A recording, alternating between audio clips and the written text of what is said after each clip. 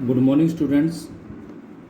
Today we shall do NCERT questions of the chapter Two Stories About Flying. जिन students ने इस chapter से questions already लिखे हुए उनको ये क्वेश्चंस लिखने की ज़रूरत नहीं है, वो सिर्फ वीडियो को वॉच करेंगे और उसको लर्न करेंगे। और जिन्होंने काम नहीं कंप्लीट करा वो इनको कर सकते हैं। First question is why was the young seagull afraid to fly. Young seagull उड़ने से क्यों डरता था। Do you think all young birds are afraid to make their first flight.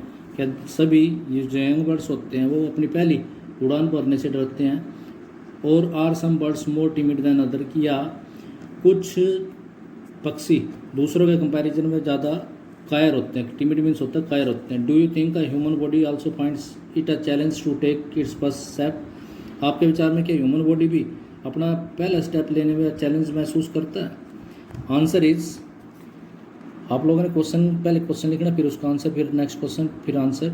इस तरीके से आप लोगों ने ये प्रोसेस अडोप्ट करना। The young seagull was afraid to fly when he try to flap his wing to fly, fear caught him. और जब भी वो अपने विंग्स को फ्लैप करने की कोशिश करता तो डर उसको जकड़ लेता। I think all birds are afraid to fly for the first time. मेरे विचार से कि जितने भी पक्षी हैं पहली बार उड़ने में उनको सभी को डर लगता है। Secondly some birds are more timid than other. और दूसरा, कुछ पक्षी दूसरे के कंपैरिजन में ज़्यादा कमज़ोर होते हैं या कायर होते हैं। I think a human baby also faces difficulties in taking the first step for anything.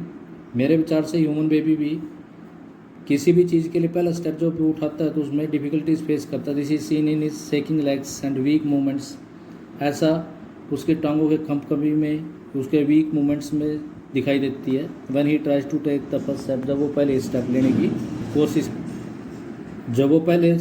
की कोशिश करता है। Next question is the sight of the food maddened him.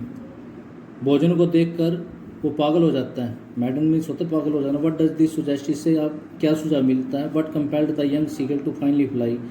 Young seagull ने फाइनली किस बात ने उसको कंपेल किया फ्लाई करने के लिए। Answer is, this suggest the sight of food made the seagull risk flying for the first time.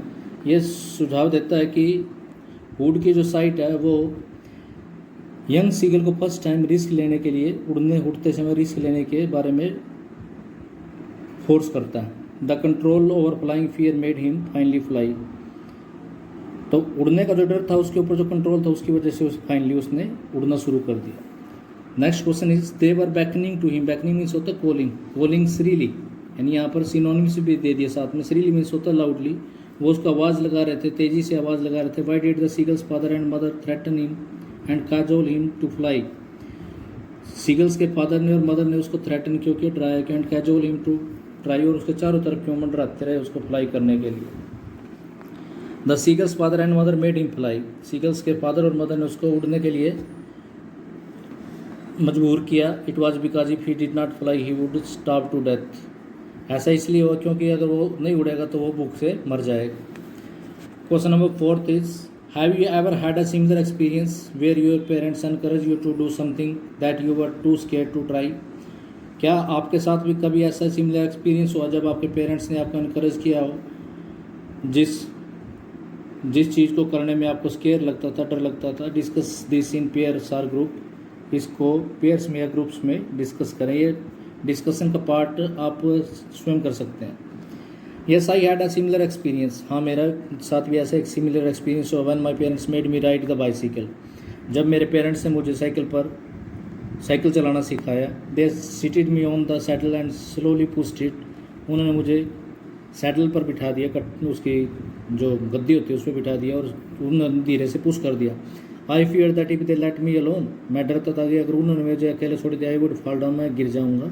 I move this way और that in fear at first. पहले तो मैं कभी इस तरफ गया कभी उस तरफ गया डर के मारे, but courage and confidence came to me. लेकिन मेरे अंदर करेज और कॉन्फिडेंस आ गया। I control the bicycle. मैंने बाइसाइकिल को कंट्रोल कर लिया। Next question is, in the case of bird flying it seems a natural act and a foregone conclusion that it should succeed. Bird की flying में ये एक नेचुरल एक्ट लगता है कि आखिर कंक्लूजन क्या होगा कि वो सफल हो जाएगा उड़ने में। In the example you have given in answer to the previous question, यानी प्रीवियस क्वेश्चन में जो आपने आंसर दिया वाज योर सक्सेस गारंटीड, क्या आपकी सक्सेस गारंटीड थी, और was it important for you to try, ये आपके लिए उसको यूज़ करना इम्पोर्टेंट था, regardless of possibility of failure, चाहे बेशक से आप फेल हो या ना हो। Answer is my success was not guaranteed, मेरी सक्सेस गारंटीड नहीं थी, but was important was I must try, यानी जो क्या चीज़ इंपॉर्टेंट थी वो ये थी कि मुझे ट्राई करना चाहिए। Trying to do things matter, try करना मैटर करता, नॉट द रिजल्ट, कि उसका रिजल्ट कब तो वो नहीं, सक्सेस या failure. If one is afraid of failure, अगर कोई व्यक्ति फेलियर से डरता रहा एंड टेक्स नो एक्शन, और कोई एक्शन नहीं लिया, वन श्योरली फेल्स, तो एक व्यक्ति यकीनन फेल हो जाएगा।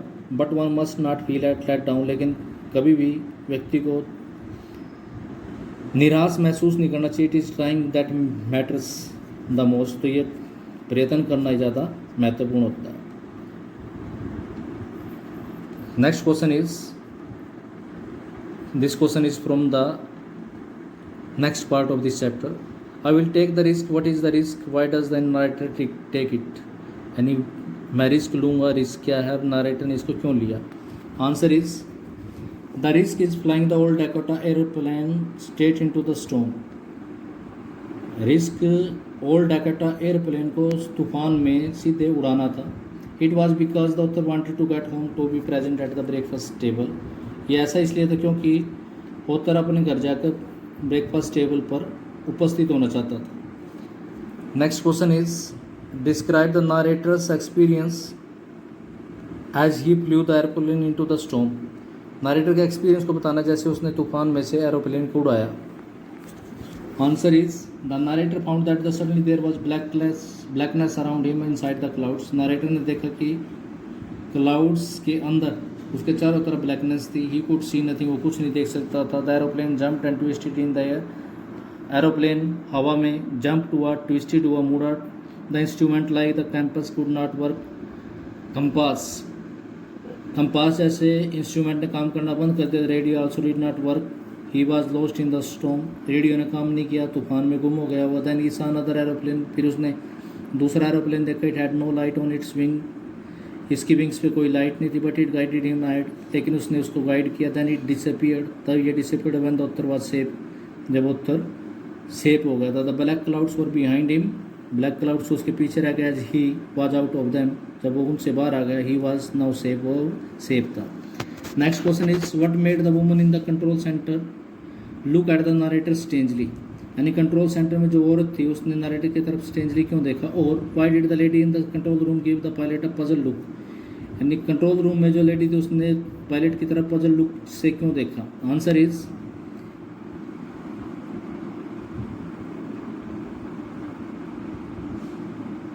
sorry students, I have explained you question number 4 first. Let's do its answer.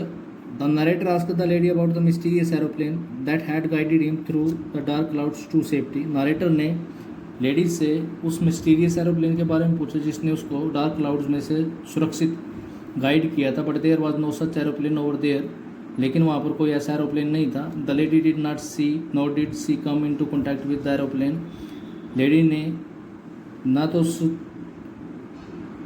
Plane को देखा ना ही उस एरोप्लेन के साथ उसका कॉन्टैक्ट हुआ। So the narrator's asking question about the aeroplane started and puzzled her, तो इसलिए नरेटर के द्वारा एरोप्लेन के बारे में क्वेश्चन पूछने से वो स्टार्टेड हो जाती है, हैरान हो जाती है और पजल हो जाती है। सी gave him a puzzle look, तो इसलिए वो उसको पजल लुक देती है।